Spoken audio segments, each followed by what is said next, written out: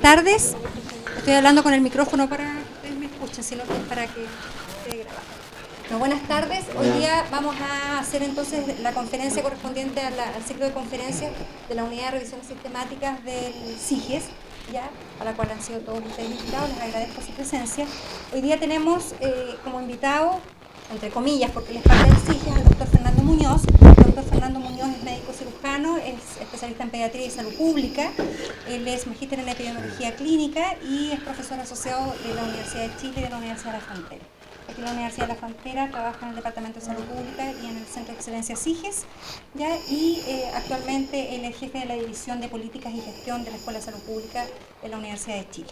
¿Ya? Así es que con toda su experiencia y con todo el trabajo que él ha hecho, digamos, en el área de las políticas en salud, va a poder hoy día conversar con nosotros sobre el tema de la evidencia de la decisión política, un camino sinuoso. Así que lo dejo, doctor. Gracias, Pamela, muchas gracias. Bueno, esto cuando la Pamela me pidió que le pusiera nombre a esto, se nos ocurrió esto a la pasada, así, el camino sinuoso. Yo, si hubiera sido más hábil para la tecnología de presentaciones, habría puesto una canción ad hoc que es de Paul McCartney, pero no pude, en todo caso se la pueden imaginar. ¿Ya? Ahora, la segunda es mi excusa, porque estoy bastante congestionado, como se darán cuenta, y si me pongo a toser, de repente ustedes hacen un alto, juegan y hacen cualquier cosa, y yo después me mejoro y dejo el inhalador ahí, por si acaso. Yo creí que iba a estar mejor, pero no se sabe hasta estos años. Ahora, para empezar, la verdad, cuando me pidieron esto, yo me acuerdo de haber asistido a bastantes presentaciones sobre este tema de la traducción de la evidencia en políticas. Y lo habitual es que uno comience con ejemplos históricos, ¿no? Y hable de lo lento que ha sido en general en la historia de la humanidad, y pensando más bien en el periodo, por así decir, post-ilustración, digamos, el trasladar conocimientos, probablemente en ese tiempo empíricos, a decisiones políticas. Y muchos empiezan con la historia del escorbuto, ¿no es cierto?, y del almirante inglés que se le ocurrió, efectivamente, simplemente observando que a sus marineros les daba escorbuto, como lo habían comprobado todos, muchos de los navegantes de aquel entonces, y que se le ocurrió efectivamente darles una dieta rica en cítricos, ¿no?, o en frutas y verduras, y entre otras iban naranja y limón. Y descubrió y comunicó al almirantazgo que en ese viaje, curiosamente, nadie había enfermado. Bueno, ese conocimiento demoró, creo que alrededor de 20 años en traducirse en una orden del almirantazgo para que se cambiara la dieta de los marineros que hacían viajes de circunnavegación o transatlántico. Pero la verdad es que no voy a hacer eso, ¿eh? Yo lo que les voy a pedir más bien es que me escuchen en algunas cosas que tienen que ver con la realidad chilena, algunas que tienen que ver con no evidencias o evidencias cuestionables que han generado decisiones importantes, y otras, fundamentalmente, las que tienen que ver con el régimen de garantías y las reformas actuales. Entonces, voy a revisar algunas decisiones, básicamente una. Le puse basada en evidencia, entre comillas, porque algo de evidencia hay, probablemente de las de jerarquía más baja en las clasificaciones a las que ustedes están acostumbrados, digamos. Pero que ha generado no solo una decisión importante, sino un impacto enorme. Y eso me parece que es un ejemplo interesante de considerar. Después voy a dar una vuelta por evidencias que, más bien una visión de qué es lo que los gestores de salud necesitan, tanto en los niveles superiores como en los niveles más ejecutivos o locales.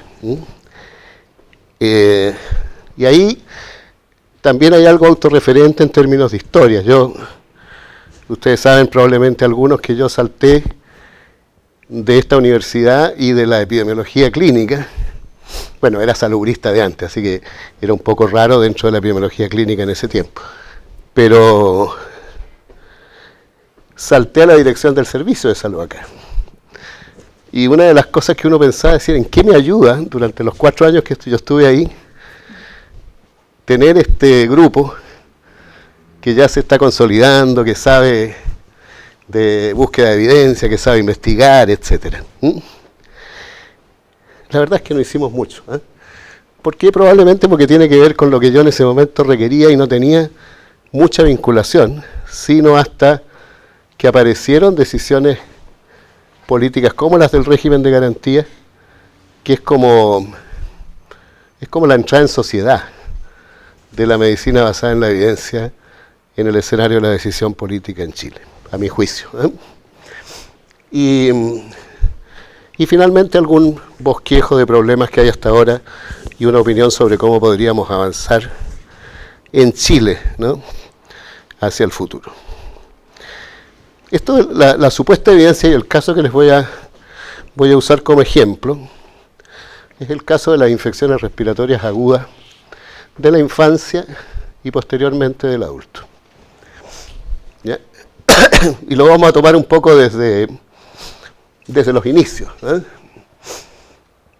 En Chile, por supuesto, hacia 1970, ¿no es cierto? Yo diría que nosotros estábamos ya bastante avanzados en el control de una de las dos grandes causas de mortalidad infantil que teníamos, la diarrea y la infección respiratoria aguda. En la diarrea nosotros ya habíamos avanzado bastante, ¿no? Se habían desarrollado una serie de tecnologías, cosas que nacieron acá, que después fueron generalizadas, que no se conocieron mucho en sus orígenes.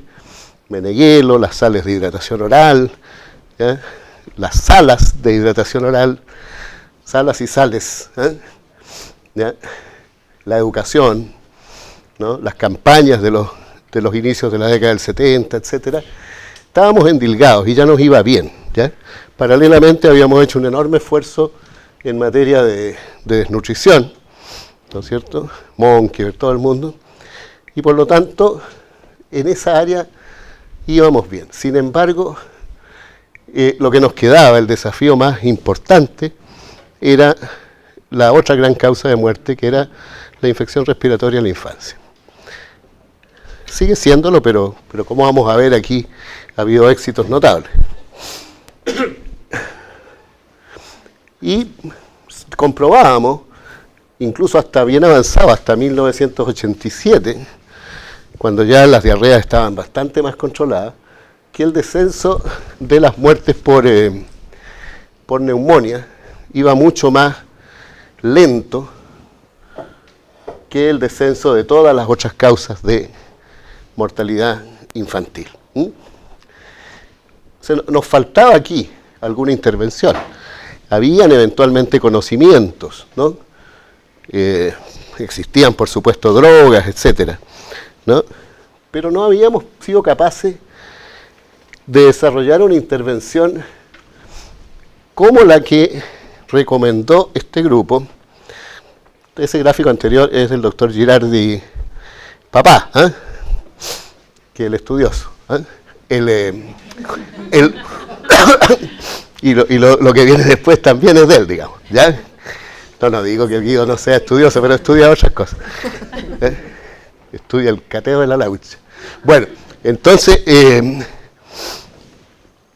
esto lo puede ver él. Bueno, no, pero no se va a reír. Él nos dijo esto, ¿ya? Cuando él hizo una investigación en el área sur de Santiago, a las alturas de fines de los 80, para saber qué pasaba. Entonces, más en profundidad, con análisis sociológicos, etcétera, domiciliarios, ¿ya?, de los muertos por neumonía menores de 1 año en el sector que era cubierto por su hospital, el Hospital Ezequiel González Cortés. Entonces dijo que encontró que había encontrado problemas de diagnóstico, que era difícil diagnosticar las infecciones respiratorias bajas, que no había estandarizaciones, ¿ya?, porque además, sobre todo si los niños eran muy chiquititos, las manifestaciones clínicas eran poco evidentes, ¿ya? Había incapacidad, ignorancia, impericia de la madre para reconocer síntomas y signos de gravedad. Mal acceso al sistema, sobre todo en los momentos de alta demanda, los inviernos, ¿ya?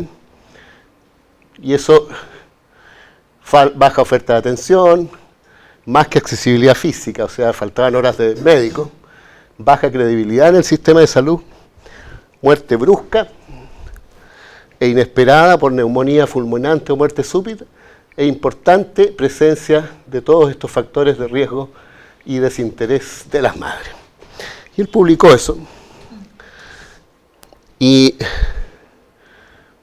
se le ocurrió también hizo un estudio que fue bastante interesante desde el punto de vista de la historia de las controversias sobre la evidencia en materia de tratamiento del componente obstructivo de las enfermedades respiratorias agudas de lactantes, que es el estudio que él hizo con Mayol y otros del mismo grupo acerca del efecto broncodilatador de este bromuro de hipatropio, ¿ya?, en lactantes con obstrucción. Lo publicó en una revista americana, y aquí nosotros, mi generación, que fuimos alumnos de la contraparte de la oposición a Girardi, que era la doctora Eliana Ceruti, jefa de respiratorio del Hospital Roberto del Río, asistimos a la controversia esta. Era una controversia muy brutal, que tenía incluso bases, por supuesto, fisiopatológicas, bases biológicas, ¿no?, en términos del sustrato y de los receptores existentes en un lactante menor de 6 meses o menor de 1 año para el uso de este tipo de drogas. Y esto dividió estas escuelas a muerte, sin que saliera ninguna cosa de eso, para ser franco. Pero habían discusiones permanentes que tiñeron a todo el grupo de especialistas en enfermedades respiratorias del niño. A esa altura, ya hoy día, si uno traslada esto a lo que dice la Cochrane, ¿no es cierto?, todavía esto es una cosa bien controvertida, ¿ya? Al evaluarlo en lactantes con bronquiolitis, concluyeron que los broncodilatadores producen una mejoría modesta y corta, en puntajes clínicos, pero que debe evaluarse el beneficio real de administrarlo, dado este beneficio tan poco consistente y su costo.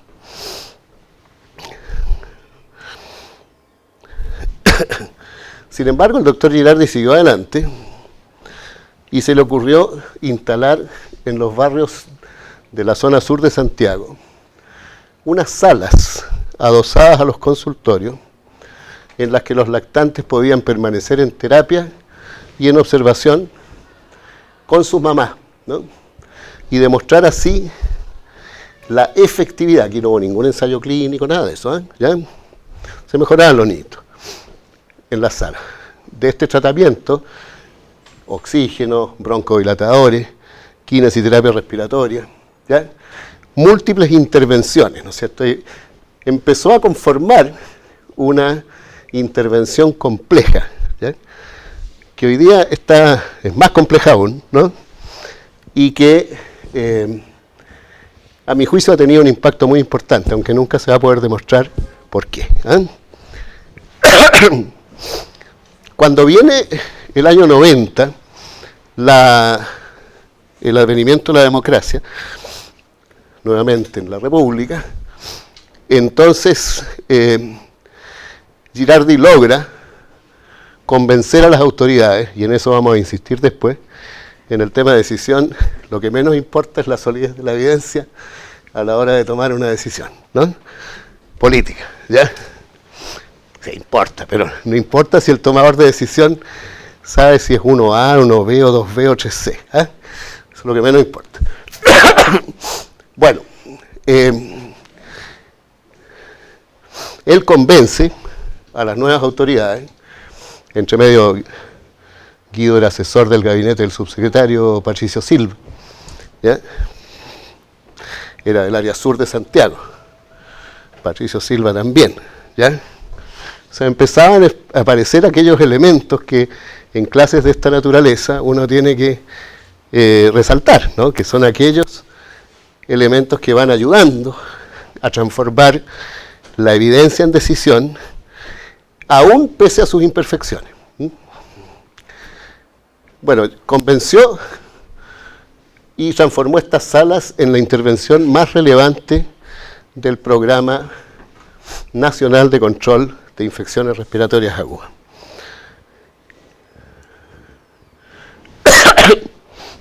En 1994, ya ahora el programa IRA es la intervención privilegiada y pasa a denominarse parte de las campañas de invierno.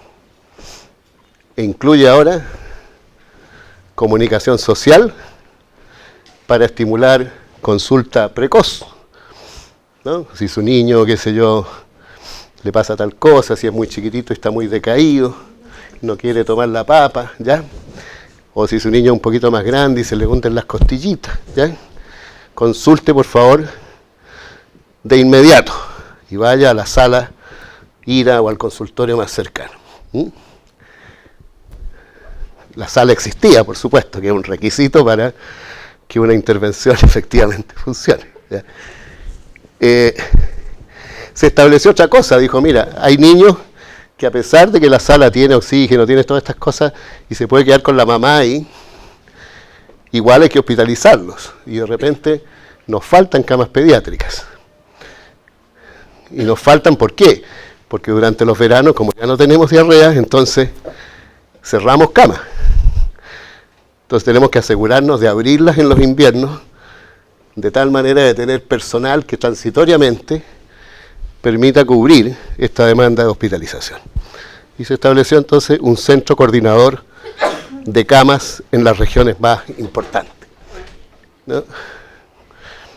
Para que, independientemente de dónde fuese el chico, si no había una cama en su territorio, alguien viera que había una cama en otro hospital y estaba disponible. El objetivo de eso era que ningún niño se quedara sin el tratamiento necesario de acuerdo a la severidad de su enfermedad. Y a esto se le agrega que a partir del año 2005, Chile, que tenía una de las historias más antiguas de vacunación antiinfluenza de adultos mayores, extendió, después de haberlo hecho con las embarazadas, esa vacunación a los lactantes. Entonces ahí están los componentes de las llamadas campañas de invierno, ¿eh? Y es ahí lo que ha pasado, ¿eh?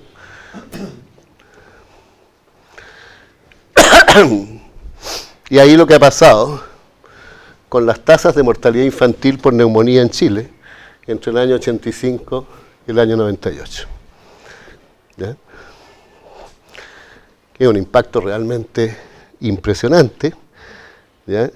Y lo más impresionante es que es un impacto para una intervención compleja que incluye cosas que no están muy claras, digamos.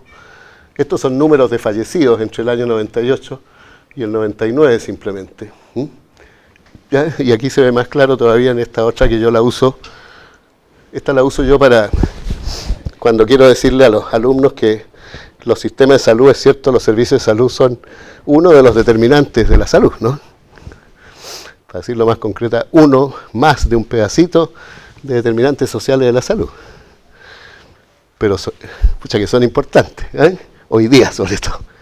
Y este es un ejemplo que lo pongo así. Esta intervención es una intervención básicamente de uso adecuado de los recursos de un sistema de salud. ¿Ya? Y el descenso en tasas, la curva azul es la de los lactantes, va de 500 y tantos a 33 en un lapso de poco más de 10 años. ¿Ya? Uno podría decir, bueno, pero aquí esto es una evaluación de series de tiempo, estas cosas tienen una serie de problemas, sesgos, etcétera. Ya hay que hacer una serie de análisis estadísticos sofisticados. ¿Eh? La pregunta que yo me hago es tan simple, no es necesario, requiere tanta epidemiología clínica, ¿no? ¿Qué pasó en Chile, aparte de esto, entre el año 90 y el 2003, que pudiera haber explicado este impacto, aparte de la acción de los servicios?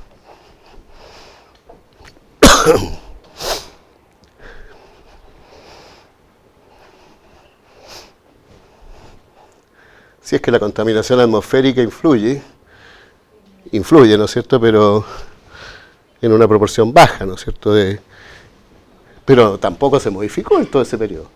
¿Ya? Y si se modificó para bien, afortunadamente, por muy feo que se vea Santiago y Temuco. ¿Eh? Es más, cuando esta misma intervención se empezó a hacer para los adultos mayores, en el año 99, miren lo que pasó. ¿Eh? Una intervención parecida, digamos. ¿Eh? ¿Ya? Entonces, ¿con qué moraleja es que quiero partir en esto? Esta es una intervención que parece exitosa. ¿Ya? No hay ningún ensayo clínico randomizado, controlado, etcétera, que la vale, ¿no? No parece haber otros cambios sustanciales en el periodo que explique el descenso de la mortalidad. Las preguntas que uno se hace es, retrospectivamente, ya no lo hicimos, ¿no? ¿Habría sido mejor hacer ese ensayo? ¿Cuáles de todas estas cointervenciones, cuáles son las que funcionan? ¿Ya? ¿No? ¿Cómo puedo trasladar esta evidencia a otros ambientes? Lamentablemente aquí sonó mi posibilidad transnacional. Fue allá de Chile. Y mucha gente viene a ver esto en Chile, ¿no? Vienen los argentinos que no tienen un invierno tan distinto al nuestro. ¿Ya? ¿Qué les decimos a ellos? ¿Sabes? Mira, hay que hacer todo esto. ¿Con qué autoridad les puedo decir? Mira, porque nos fue bien a nosotros. Es casi como la vieja evidencia del clínico de experiencia, ¿no es cierto? No podemos. No podemos, entre otras cosas, porque no hicimos esto con una mirada de evaluación del impacto de esta intervención, que al principio era poco compleja. Quizá habría sido difícil separar al interior de una sala de ira, y más aún en este ambiente de controversia acerca de los inhaladores. ¿Ya? Esas tres intervenciones, para haber hecho un ensayo como la gente, y haber dicho, mira, la verdad es que lo más importante es que la madre tenga acceso a atención médica, que es probable que sea así, pero hoy día es solo una hipótesis, ¿no? Segundo, que haya oxígeno, ¿ya? ¿Eh? Y eventualmente kinesiterapia, que tampoco está demasiado clara la evidencia de su efectividad. ¿Eh? Entonces, sin embargo, nosotros ya lo hacemos así, y probablemente nos vamos a quedar así por mucho tiempo.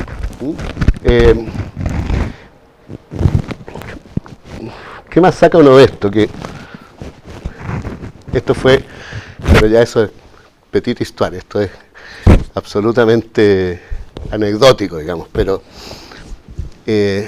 yo siempre, durante mucho tiempo en el Ministerio de Salud, me daba vuelta esto, de cómo no había una muy buena publicación chilena en el Lancet, o qué sé yo, en el British Medical Journal, o en el Pediatrics, que hiciera esta evaluación, ¿no? Porque esto es importante para el mundo, ¿no? Entonces, y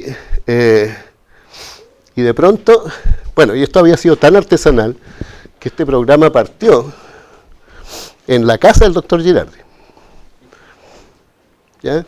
Como no, el ministerio no tenía tan claro en qué iba a invertir, etc.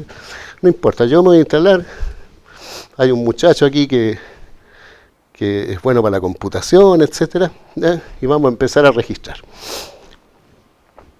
Al cabo de un tiempo, ese registro como muy artesanal pasó al ministerio, pero siempre en un ambiente que era distinto al ámbito de la vigilancia de las enfermedades respiratorias y todo eso. Entonces era una especie de oscuridad de información muy grande. Y entre medio controversia, se metió el tema de la contaminación atmosférica, también hubo propuestas de este grupo sobre si había que parar la ciudad de Santiago, ¿ya? Cuando un desenlace se aumentaba sobre ciertos límites, ¿se acuerdan? ¿Ya? Decía, mire, cuando las iras bajas, y la proporción de iras bajas sobre iras totales en los consultorios vigilados suba de tanto, paremos la ciudad, ¿eh? Restricción de no sé cuántos dígitos y toda esa historia. Raro, ¿no? Porque se supone que ese es el resultado, no es la causa, pero hubo una polémica grande, son los llamados indicadores biomédicos. ¿Eh? Entonces, hace ya tiempo después apareció la posibilidad de hacer una tesis de el magíster de salud pública de la escuela con una tesista que tenía acceso a esta información. Y nos encontramos que lamentablemente la información no existía, ¿eh? Ni siquiera para saber el orden en el cual se fueron abriendo salas, que uno podría haber dicho, mira, aquí podemos tener una variable que podemos ligar de alguna manera con esta evolución en el tiempo, ya que el ensayo clínico no lo habíamos hecho, ¿no? No teníamos información sobre cuándo habían empezado las coberturas de inhaladores, nos tuvimos que meter en las compras de los inhaladores, ¿ya? Cosas de ese tipo. Resumen, muy poco, ¿eh? Entonces, para cerrar esta parte, este es el ejemplo de lo que uno quisiera con la evidencia sólida y que se logra con evidencia bastante más débil, ¿ya? Pero que se logra, a mi juicio se logra, ¿eh? Entonces, por eso, entonces, influir en la agenda de los tomadores de decisiones es relevante, a mi juicio es una cosa relevante para los que producen evidencia, ¿no? Ahora, ¿qué quiere el gestor? Generalmente el gestor del nivel superior, un tomador de decisiones a nivel nacional, qué sé yo, un ministro, etcétera, quiere evidencia acerca de temas que le preocupan porque abordan problemas relevantes y muestran señas de funcionar, ¿no? Por ejemplo, el auge, ¿ya? O sea, no hay ninguna evidencia acerca del auge antes del auge, ¿ya? Para hablar ahora de una evidencia sobre evidencia parapolítica menos concreta que evaluar una droga o una intervención sobre ver dos modelos de atención de pacientes en urgencia o cosas así. Sin embargo, hay un momento en que el tomador de decisiones necesita de una intervención que tenga visos de ser seria y que sea coherente con la promesa de reforma, porque esa promesa ya no la puede detener más, ¿no? Para el caso chileno ha pasado al gobierno de Elwin, ha pasado al gobierno de Frey, y ya no puede pasar otro sin que salud sea una prioridad, ¿eh? Y salud necesita reforma. ¿Qué reforma? Todavía no nos ponemos de acuerdo, pero algo tiene que mostrar que efectivamente estamos haciendo algo serio. Otro ejemplo de política, ¿no? El Fondo Nacional de Investigación en Salud. Esto es una decisión política que satisface el interés académico de quien toma la decisión y que no es una académica, ¿ya? Es una ministra de Salud, ¿ya? ¿No es cierto? Pero que tiene la sensibilidad, ¿no es cierto? Porque esto le interesa dentro de sus preocupaciones, que son muchas, ¿ya? También es sensible a que alguien le vaya a decir, mire ministra, ¿sabe qué? La investigación que se hace en Chile en salud no nos sirve. No nos sirve porque el CONICYT financia proyectos de investigación que se hacen por la curiosidad de los investigadores y no por la necesidad de los tomadores de decisión. Y por lo tanto, necesitamos hacer algo para eso. ¿Qué le parece si usted habla con la directora de CONICYT y le propone que ella ponga $1 millón y nosotros ponemos otro $1 millón y así hacemos una semilla para este nuevo fondo que lo gestionamos en conjunto, ellos y nosotros, y que sí, por definición, tiene que abordar prioridades en términos de que sean relevantes para decisiones importantes sobre temas de verdad. Y ha sido interesante eso. Nadie lo ha evaluado bien, todavía. Pero si uno muestra publicaciones, etcétera, y cosas, se encuentra con varias cosas que son atractivas y no por tanta plata. Estamos hablando de proyectos que, ¿cuántos son? 20.000 a máximo $50.000. ¿Ya? Y otras cosas que van por el ciclo clásico más virtuoso, llamaría yo. ¿Ya? El ciclo clásico de la académica, que a través de un trabajo serio de análisis de evidencia producida por ella y por otros, ¿ya? Convence de llevar a la práctica una intervención masiva para resolver un problema serio. El ácido fólico, por ejemplo, en la harina, ¿ya? Una de las últimas que yo me acuerdo importantes en Chile, grandes, ¿no? Que es un grupo del Instituto de Nutrición y Tecnología de los Alimentos, que hace ya bastante tiempo ya, más de 10 años, convence, ¿no es cierto?, de la necesidad de dar suplementos de ácido fólico para la prevención de los defectos del cierre neural de los recién nacidos. Y el otro gran ciclo clásico virtuoso en Chile y probablemente en todo el mundo, y por el asunto de los recursos que están implicados y por el carácter simbólico de las vacunas como intervención preventiva así paradigmática, ¿no? Está en casi todas ellas. No en todas, pero en varias. Hoy día, ¿no? Obviamente, hoy día. Nosotros, no sé si los más viejos a lo mejor se acuerdan, pero nosotros vacunamos con la mitad de la dosis de la vacuna del sarampión durante como 10 años, en base a un estudio serológico que había hecho el doctor Borgoño. Un gran hombre, yo trabajé con él, creo que ha hecho muchísimo por Chile, pero hizo. Pero el censo era bien charcha, para ser franco. Entonces, que demostraba que en realidad los niveles serológicos que se alcanzaban con la mitad de la dosis de una vacuna que cuando cambió la cepa era bastante más cara que la que se usaba antes, que producía muchos efectos adversos. Se alcanzaban niveles serológicos estables durante determinado tiempo superiores a los teóricamente protectores. No era tan así porque varios años después tuvimos una epidemia de las más grandes que hemos tenido, ¿no? El año 78, sin embargo. Y eso fue por los fines de los 60.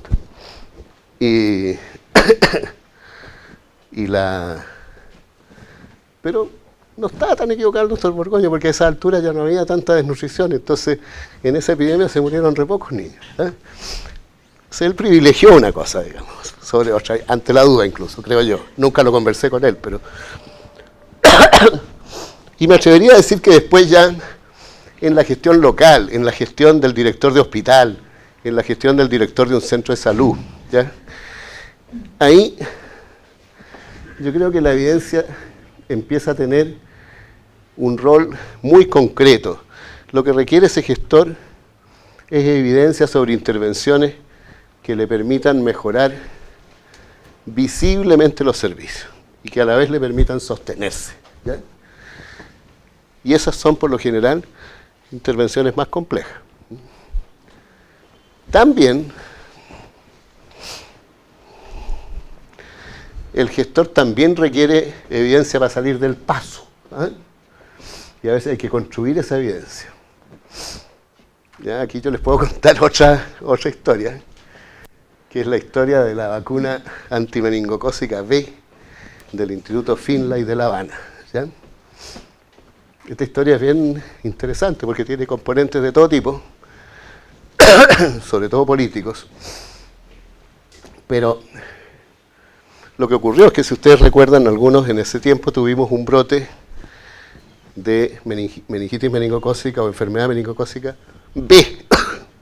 Antes habíamos tenido A y C, y para la A y C teníamos vacunas que permitían controlar los brotes. A esas alturas no existía, y todavía no existe, una vacuna efectiva para la cepa B. Entonces estábamos mal. No podíamos sino actuar a través de las medidas más clásicas, cercos, rifampicina a los contactos, etc. Pero apareció una vacuna del Instituto Finlay de La Habana que no solo tenía una serie de antecedentes, fundamentalmente de estudios previos a la fase 4, digamos, bastante sólidos, ¿ya? Sino que ya se estaba usando. Y se está usando en un país tan grande e importante y una ciudad tan importante como Sao Paulo en un brote enorme, ¿ya? Ahora bien, la vacuna era cubana. Y por supuesto a los cubanos, ya a esas alturas, en un problema serio de caída de la economía, ¿no es cierto?, y de fin del muro de Berlín, ¿no es cierto?, caída de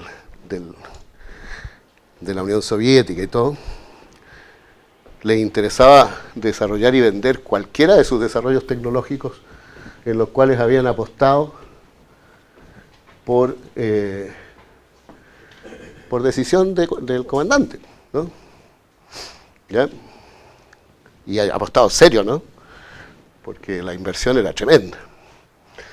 En el polo tecnológico, no sé cómo estará eso hoy día, pero en La Habana era importante. Entonces se desplegó la avanzada cubana con además la presión de la comunidad, complicada por esta situación de una enfermedad grave, donde el ministerio no hacía nada más que dar unos medicamentos, existiendo esta vacuna, y donde además era factible comprarla. ¿Qué hicimos nosotros ahí? En ese contexto que era muy complicado, que además se estaba usando en San Pablo, que además uno tenía una sensibilidad, yo tenía una sensibilidad especial, porque tengo que confesarlo por lo que le pasara a los cubanos. Grandes personas, gran país, grandes amigos míos, gran utopía, digamos, ¿no? Pero ahí había que tomar una decisión bien compleja en ese sentido. Fui a La Habana, digamos, ¿no? No me pagaron ellos, me pagué yo. ¿Ya? Y vi el instituto, excelente, extraordinario, digamos, estándares de calidad maravillosos, ¿eh? Pero no había pruebas de eso, ¿eh? ¿Ya? La doctora Conchita se llamaba, no me acuerdo el apellido, que además de ser una gran científica, muy buena moza, además era miembro del Comité Central del Partido Comunista de Cuba.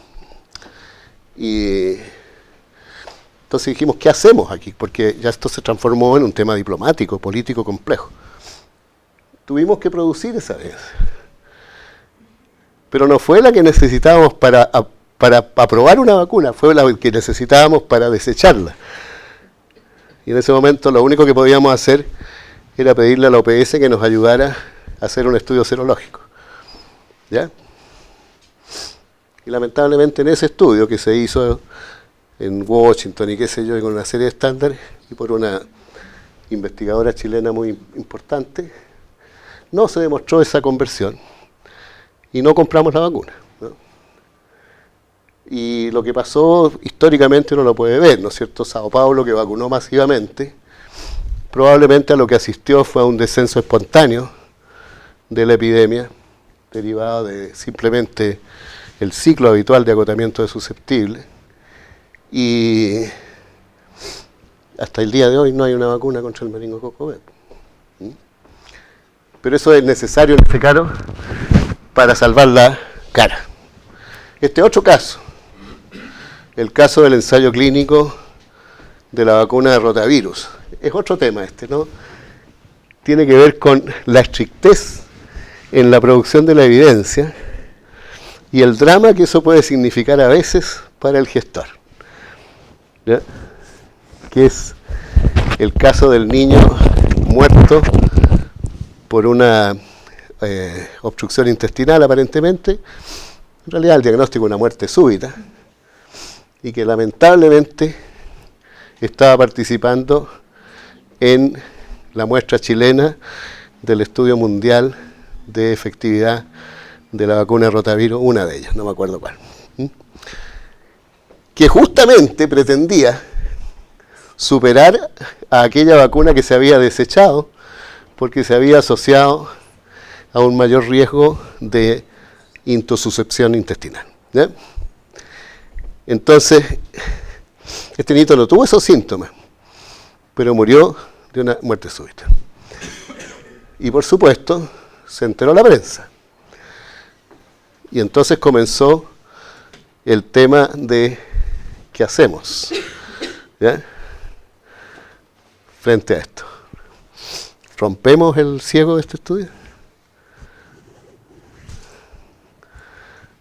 No es fácil, ¿eh? O sea, porque probablemente si me preguntaran hoy día la respuesta es no, ¿no? Ahora, si me vienen a golpear la puerta simplemente y una horda de gente, estoy sonado, pero la mejor respuesta probablemente sería no, que es la que dio el comité internacional a cargo de dirimir este tipo de conflictos en este estudio. Pero el subsecretario de la época decidió abrirlo y jugársela al burno. Era placebo, ¿ya? Entonces, ¿pero qué habría pasado si hubiera sido, si hubiera estado en el grupo intervenido con la vacuna? Entonces, él necesitaba en ese momento la otra evidencia, necesitaba la evidencia de que no era, ¿ya? Y tiró una moneda, punto. Bien. De aquí nos pasamos al auge, y con eso vamos a ir terminando. ¿Tenés hora tú? Yo no tengo. Ya, vamos a terminar al tiro. Yo me entusiasmo a pesar que estoy con resfriado. Así que voy a ir más rápido aquí. El auge, decía yo, es una oportunidad, fue la gran oportunidad para el debut en Sociedad de la Evidencia. ¿Ya? Eran tiempos en los cuales nosotros teníamos un problema serio de disputa entre salubristas y economistas. El ambiente de la reforma de salud en Latinoamérica y en Chile era un ambiente durísimo, ¿no? De lucha contra los planes básicos en Chile, tratar de imponer esos planes por parte del Banco Mundial, cosas de ese tipo.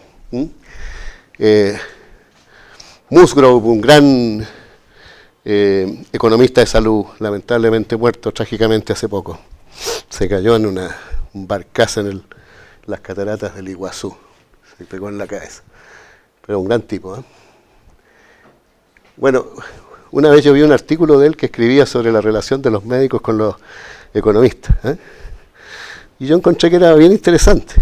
Yo esto lo cuento ahora, no lo habría contado en aquel tiempo. Y entonces le pedí autorización para publicarlo en un medio de alta difusión local. no voy a decir cuál, ¿ya? Y lo publicaron, él me autorizó. Fue como tirarle más leña a la hoguera, porque el artículo, lo que él decía básicamente es que en realidad los médicos con los economistas es imposible que se entiendan, por una razón obvia, de que el médico lo que quiere es todo lo mejor para su paciente, y tiene que ser así, ¿ya? Y el economista tiene que ver con la escasez, ¿no? Pero entre medio decía, pero sin embargo nosotros con los que nos entendemos mucho mejor es con los salubristas. Y con los que nos entendemos aún mucho mejor es con los epidemiólogos. Quedó la escoba, porque el colegio médico se sintió ninguneado, digamos, con esta cuestión. ¿Ya? Entonces, dijeron que se ha creído este gringo y qué sé yo. Bueno, y ahí nos metemos al mundo de estos personajes. Yo con ellos voy a terminar, porque aquí ya se nos empieza a complicar el terreno de la evidencia para mezclárselos con lo que estamos hoy día, ¿no? Con el terreno de la ética, y si acaso vamos por este caballero o por este, ¿ya? Si vamos por Bentham, somos utilitarios, los salubristas, los epidemiólogos, somos utilitarios en general, priorizamos, ¿no es cierto? Queremos el más grande beneficio para la más grande cantidad de gente. Probablemente si fuéramos más puristas nos iría más mal. Estamos metidos en un mundo científico, pero de una aproximación científica particular, ¿no es cierto? Probablemente la más predominante, pero no tiene por qué ser la única, ni la que va a predominar siempre, ¿no? Popper, ¿no? Nosotros somos hijos de esa aproximación, de la falsificación de las hipótesis, qué sé yo. Y después, aquí y en otras unidades de epidemiología, seguimos a estos caballeros. Yo puse a Sackett aquí porque es uno de los más conocidos, pero representa un ejército, ¿ya? Y a Cochrane, ¿no? Entonces, en el auge, yo el otro día me puse a mirar, no el régimen actual, ¿no?, sino el que tenía 56, 56 problemas. Y me puse a ver quiénes habían hecho las guías. Este es un proceso que yo participé, así que lo conozco, pero no me acordaba bien. Y las pude clasificar entre guías que tenían más sociedades científicas y expertos entre los autores. A veces entre los expertos había alguna persona con más formación que podríamos llamar metodológica, ¿ya? Otra en donde había una presencia más fuerte de lo que podrías llamar metodólogos. Ahí yo agrupo epidemiólogos clínicos, expertos en medicina basada en la evidencia, todo este mundo que hoy día circula alrededor de esta gente. Y algunas que eran fuertemente de metodólogos. Estas son las menos. Me encontré 5. Este es el régimen. En el primer régimen habían mucho más de estas de expertos y sociedad científica. Después, estas de expertos son las más grandes, ¿ya? Pero todavía falta bastante por avanzar. Entonces uno dice, ¿qué hacemos hoy día? ¿Ya? Y me da la impresión de que, por supuesto, hay que actualizar esto. Y creo que hay un espacio grande para mejorar el uso de la evidencia. Hay que mejorar los términos de referencia a todo esto. Cuando nosotros hicimos esto fue muy artesanal, había que hacer las cosas rápido, había que sacar las guías rápido, había presiones, parlamento, qué sé yo, ¿ya? Hay que exigir un formato de equipos con preponderancia de gente con más peso y formación metodológica. Pero no solo se trata hoy día de revisar la evidencia con la que funcionamos en nuestras guías clínicas actuales, sino también revisar la estructura de priorizaciones definidas hasta ahora. Y ahí hay un camino muy grande. Todavía seguimos metiendo cosas al auge y no hemos decidido si a las personas menores de 60 les falla cambiar la cadera con garantía o no. Cosa que es ridícula, ¿no?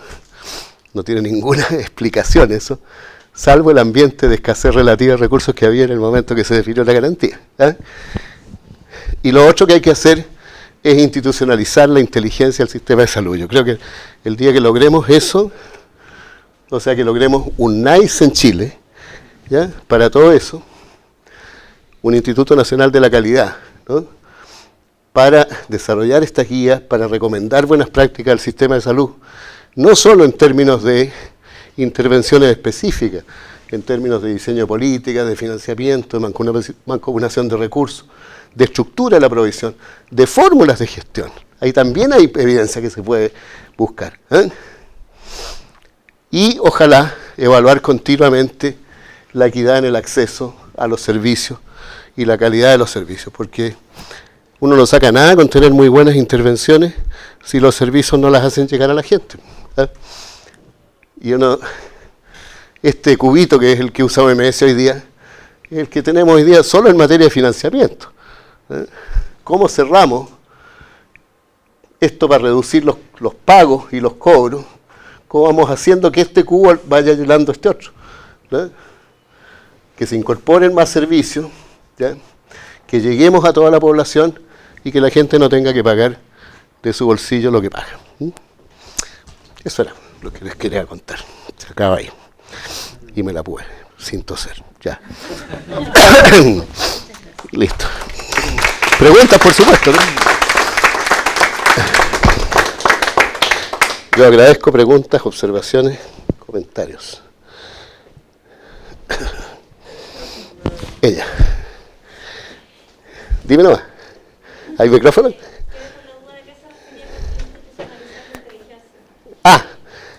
Me refiero a que a mí me gusta el modelo del Instituto Nacional de Calidad del Reino Unido, ¿ya? Que es, bueno, es más o menos viejo ya, pero relativamente reciente en la historia del Servicio Nacional de Salud inglés. ¿En qué consiste eso?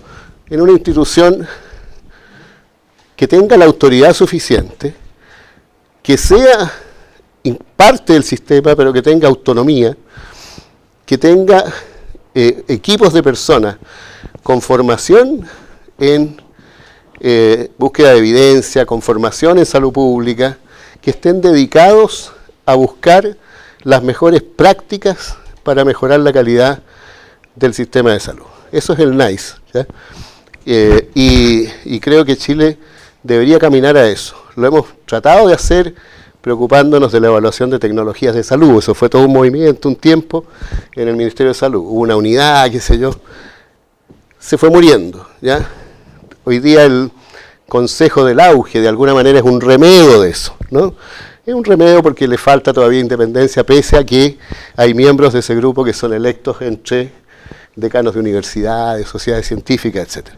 Pero si tuviéramos esa institución con un cierto carácter de autonomía que pudiera servir de referente para la comunidad científica chilena, internacional, que esté diciendo, mire, esto es lo que opina el NICE, esta cuestión no sirve, esta cosa sirve, esta cosa no, ¿ya? El Reino Unido lo hacía desde antes, con cosas tan prácticas como el Formulario Nacional de Medicamentos, ¿no? O sea, nosotros usábamos eso cuando cabros, pero andábamos con un librito en el bolsillo, ¿eh? Que era el Formulario Nacional de Medicamentos, instaurado en el gobierno de Frei Montalva, por el profesor, ¿cómo se llamaba nuestro profesor de fármacos? No, el otro, el chiquitito. Le Canelli, ya. Entonces, y ahí estaban los remedios que se usaban, los remedios útiles de Chile, estaban ahí, ¿ya? Y se actualizaba y qué sé yo. Bueno, los ingleses andan con un libro parecido, que lo actualizan 2 veces al año, parece. Y cuando un GP receta un medicamento que no está en ese libro, hay alguien que le dice, mire, a esta señora no le vamos a financiar este medicamento la próxima vez que usted lo recete, ¿ya? No tiene esa indicación. Entonces tiene que tener esa autoridad. Yo lo estoy planteando para el nivel de la política. Probablemente cosas como esos modelos más dirigidos al individual se pueden hacer en el plano del día a día de la práctica médica, pero tú me ibas a preguntar algo. Una consulta hace un tiempo.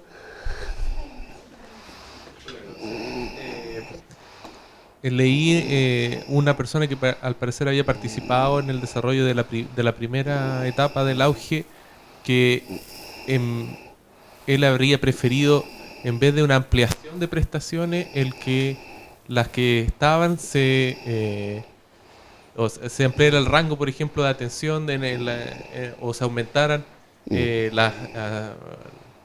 las cosas que estuvieran aseguradas dentro de la canasta. Sí. No sé qué opinión le tiene usted. Bueno, hay elementos como para pensar que sería razonable hacer eso.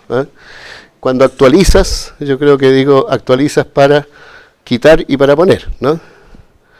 Ahora, ustedes están haciendo hoy día un estudio de unas canastas. Aquí el SIGE, ¿no es cierto? ¿Ya? Y yo creo que ahí hay espacios para ello. Pero no solo, yo creo que es un tema de quitar o poner.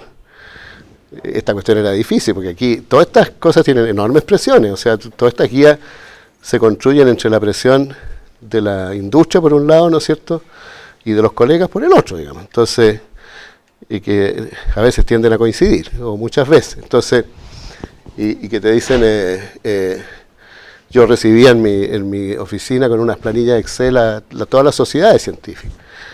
Y llegaban los reumatólogos, por ejemplo, a decirme que había que incluir unos antiinflamatorios biológicos, no sé qué diablos, ¿ya?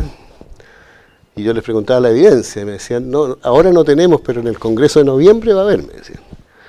Fíjate. Entonces, era bastante...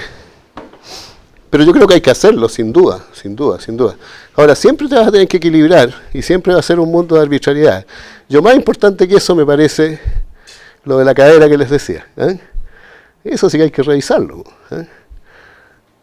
Y tuve una tesista el otro día en el traumatológico, una ingeniero comercial, que estudió la oportunidad de los menos de 60 y más de 60, ¿ya?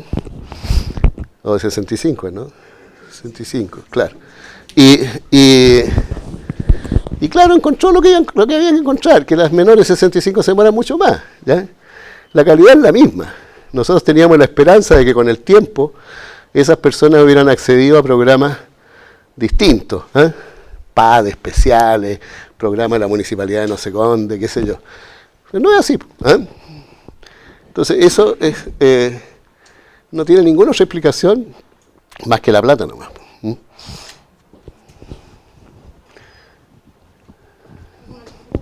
Jaime.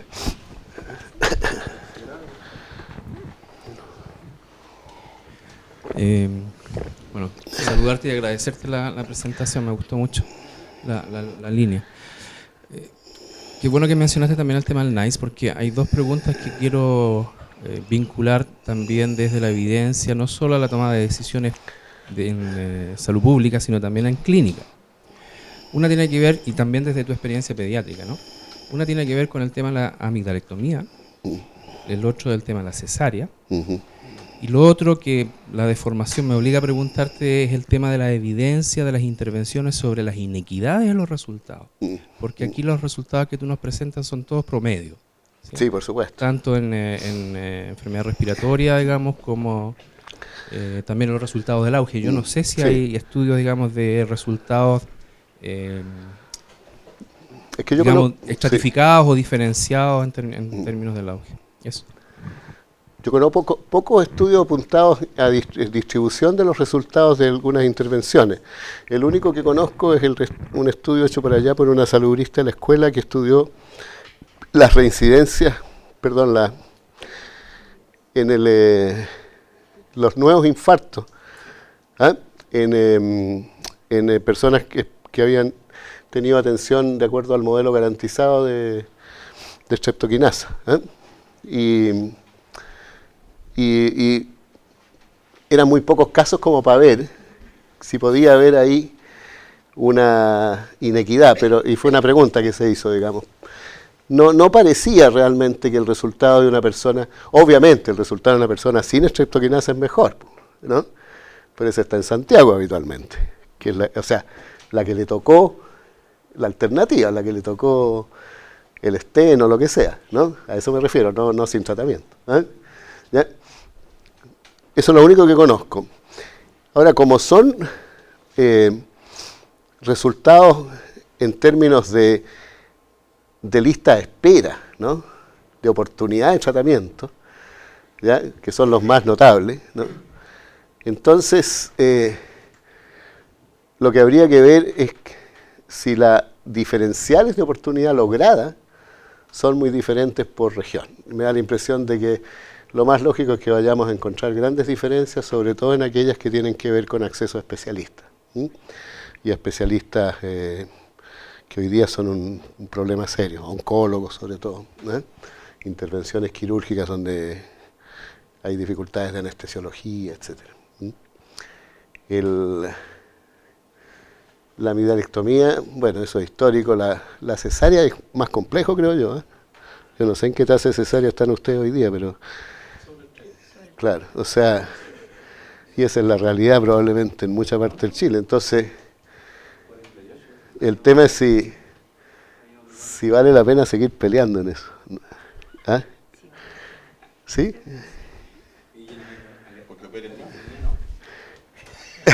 ¿Ah? No, yo no sé si la amigdalectomía, yo no estoy al día de esa cuestión, si es que sigue siendo algo muy recurrido. Yo lo que veo en la práctica diaria nomás es que hay menos indicación, ¿no es cierto? Me da la impresión, hay más, pero eso puede ser absolutamente una visión mía, digamos, que la gente es más consciente, que a los cabros chicos les crece el tejido linfático a los 6 años, que es normal que estén todos gangosos a esa edad. Pero, no sé, no conozco la... Claro, por eso se llaman mocos. Entonces, pero lo de la cesárea, hay un problema cultural, sí complejo ahí, creo yo. Entonces, cuando el promedio de hijos por mujer, ¿cuánto es hoy día? Menos de 2, ¿no? Entonces, ¿cuánto de esa cesárea es preferencia social y médica, que no necesariamente va a limitar el futuro reproductivo, que era nuestro gran problema antes, ¿no? Es una pregunta, no sé. A mí no me gusta, pero... Sí. Si lo del DAI suena como lógico o interesante, ¿por qué cree usted que se ha demorado tanto en ser como asimilado por el Ministerio? Porque no hay conciencia de esto. Yo diría que esto fue creciendo la conciencia. ¿Sabéis desde dónde? Desde la economía. Cuando los economistas se vieron que tenían que desembolsar dinero para una cosa que se les había ocurrido a estos salubristas, de un ejercicio epidemiológico complejo que tomaba las cargas de enfermedad, priorizaba, etcétera, y quería dar garantías de oportunidad y todo eso, se asustaron. Entonces dijeron, bueno, ¿cuál es la evidencia de que esto va a funcionar? Y de ahí funcionó todo nuestro trabajo de hacer las canastas y todas estas cosas. Entonces, esto de y prueba de ello son la cantidad de guías que no fueron hechas con los estándares que tú le pedirías a una guía clínica seria, digamos, ¿no? Porque la fuerza, o sea, yo creo que todavía muchos clínicos hablan de evidencia y no saben mucho lo que están hablando, para ser franco, y te dicen que es 1A, 1B o qué sé yo, y no. Entonces no hay mucha conciencia todavía, creo yo, de la relevancia de esto. Pero cada día es más, Yo te diría que hoy día yo lo he visto en aproximaciones de políticas de gobierno de 3 partidos. Este tema, con otros nombres, pero el mismo. Sí. Doctor, solo una pregunta. ¿En qué parte dentro de la comunidad, aparte del receptor del accionar que la evidencia nos sugiere, donde más? En las decisiones, creo yo, si ahí es donde estamos mal, nos falta mucho. En las decisiones, cuando nosotros decimos, yo no les mostré el tradicional algoritmo del auge, porque eso ya me tiene, cuando uno muestra el algoritmo, cómo se prioriza, etcétera, la magnitud, ¿no? La trascendencia, la costo-efectividad, qué sé yo. Hay una parte que dice preferencias sociales. Eso hasta hoy día es chamullo. Evidentemente, entre los antecedentes del auge que se tomaron en cuenta inicialmente, estaba la experiencia de Oregón, que era en aquella entonces una de las experiencias más interesantes de priorización con la gente. pero nosotros no seguimos ninguna aproximación sistemática en ese sentido. Cuando nosotros hicimos preferencias sociales, lo más probable es que el ejemplo más concreto que yo conozco es simplemente que los papás de los niños con fibrosis quística del páncreas se fueron a encadenar a las puertas del ministerio nomás. ¿Ah? Y esa es una forma súper fuerte de expresar preferencias sociales, pero no necesariamente es el uso de esa dimensión para los efectos de priorizar. ¿Eh? Ahora, yo creo que es bien importante hacerlo porque cuando uno prioriza, considerando esas opiniones, se encuentra cosas relevantes y cosas útiles que tienen que ver con cuánto priorizas a los viejos, todas estas tasas de descuento que usamos nosotros son súper teóricas también, ¿no? ¿Ya? ¿Qué importa más? Un problema complejísimo, pero con intervenciones de baja efectividad, dependencia a drogas, por ejemplo, ¿ya? U otro menos, o sea, muy extenso, pero que no le da, a la gente no le causa ese terror, ¿no?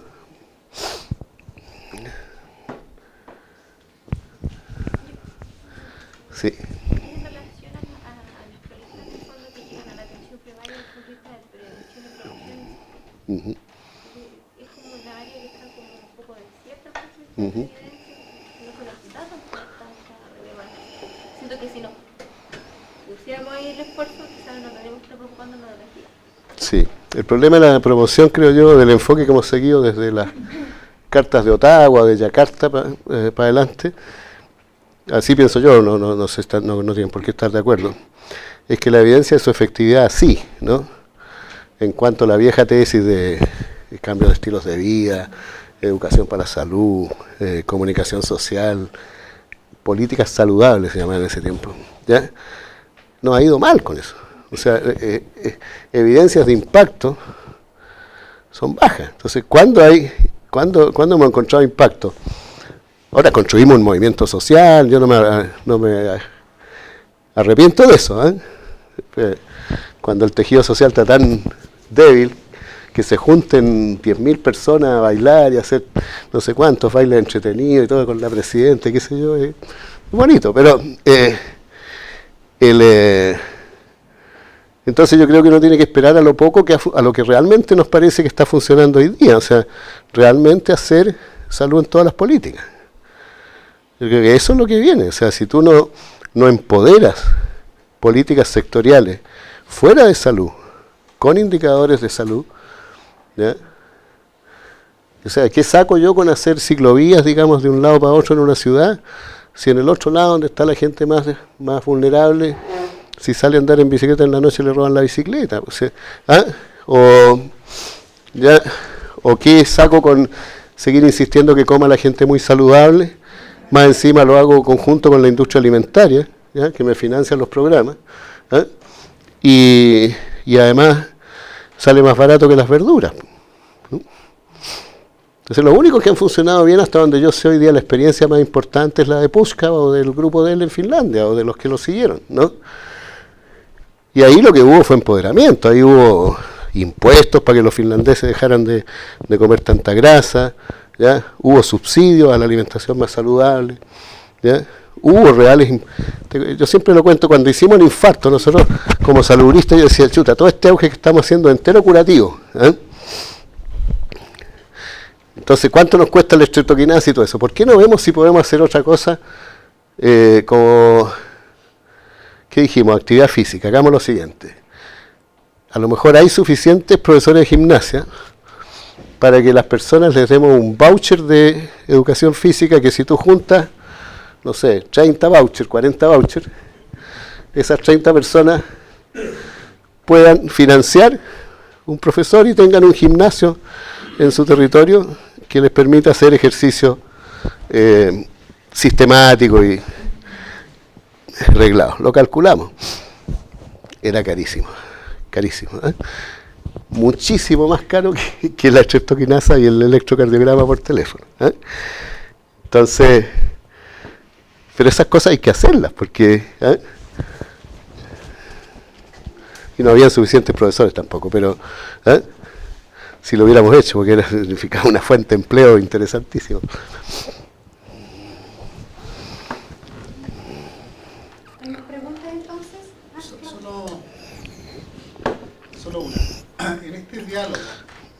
este diálogo que se establece entre el político y se mencionan notables, comités de expertos, sociedades científicas. Claramente vemos que en gran parte de esos protocolos está incorporado un conflicto de interés en términos de Sí, por la supuesto. industria, por ejemplo. La validez que le da el político, en realidad, a la evidencia que recoge y a quién se la pide. Y aquí la cosa intersectorial, entonces, entre el mundo científico y el mundo que toma la decisión. Existen institutos bastante conocidos en Chile que promueven y desarrollan bastante investigación sin conflicto de interés aparentemente. ¿Cómo se proyecta esto a futuro, en realidad? Esa es la pregunta. Bueno, yo por eso dije que hay que tener una gran estrictez respecto a los términos de referencia a esto. Felizmente yo creo que el conflicto de interés está siendo cada vez más reconocido como un problema. Hace unos 6 o 7 años nosotros tratamos de poner eso en los comités de expertos asesores del ministerio, y que eran los más importantes, eran el de la alimentación, del NAC, del Programa de Alimentación Complementaria, y el otro era el de vacunas. Nos mandaron al diablo, nos dijeron, ¿qué se creen que si no me pagan por esta cuestión yo voy a estar diciendo si acaso he hecho estudios con la industria, etcétera? ¿No? Felizmente hoy día es claro que es importante que haya al menos disclosure de esas cosas, y hay unos formularios especiales. Yo me acaban de aceptar como miembro del comité del CABEI, el de vacunas, porque es un tema que me gusta históricamente, y me llamó la atención positivamente eso. Ahora, si tú tomas en cuenta o no tomas en cuenta investigación producida con el soporte de la industria, tiene que tener, es materia de juicio crítico a mi juicio, ¿no? El conflicto de interés no elimina necesariamente la evidencia, pero es importantísimo tenerlo presente y saber que existen.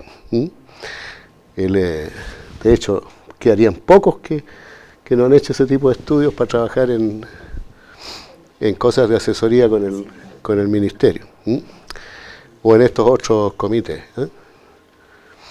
Y cuando vi las guías finales, me acordé que nosotros habíamos ido refinando un poco eso. Las guías finales, por ejemplo, tienen una estructura, todas la misma, y hay una sección que se llama conflicto de interés. Las primeras no tenían nada.